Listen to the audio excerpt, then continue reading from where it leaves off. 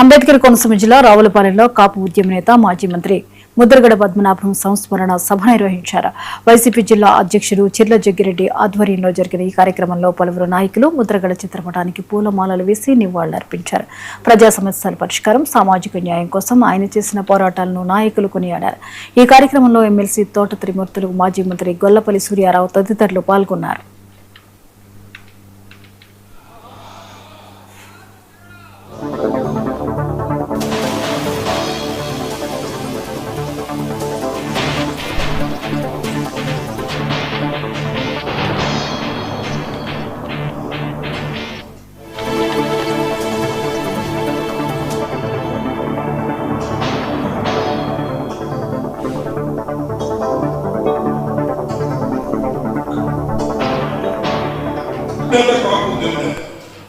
వాస్తవమే కాపు ఉద్యమ నేత.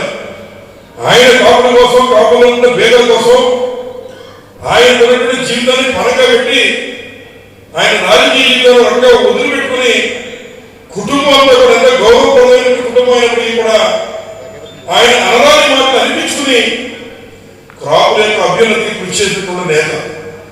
అలాగే ఒకసారి ఉద్యమ నేత మాట తీసి పక్కన పెడితే అంతకు ముందు ఆ కుటుంబం చేసినటువంటి పదవులు ఒక వ్యక్తితో పదవి కావాలంటే ఆ కులం బట్టి అనేక పదవులు అలంకరించాడు.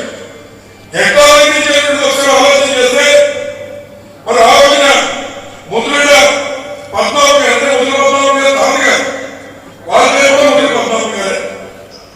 ఆ తర్వాత వారి యొక్క బిడ్డ ముద్రగడ రాఘవయ్య గారు, మళ్ళీ రాఘవయ్య గారి బిడ్డ ఈ ముద్ర పద్మనాభం గారు. అంటే 3 తరాల ముందు నుంచి కూడా వాళ్ళ తండ్రి గారు చాలా పెద్ద కుటుంబానికి వచ్చి వాళ్ళ గౌరవాన్ని నిలబెట్టుకుంటూ మరి ఎలా అయితే జగన్ కుటుంబం ఎవరైతే 3 కాలేజీని ప్రజాసేవ చేసుకుంటారు. కాపు ఉద్యమ నేత, వాస్తవమే కాపు ఉద్యమ నేత.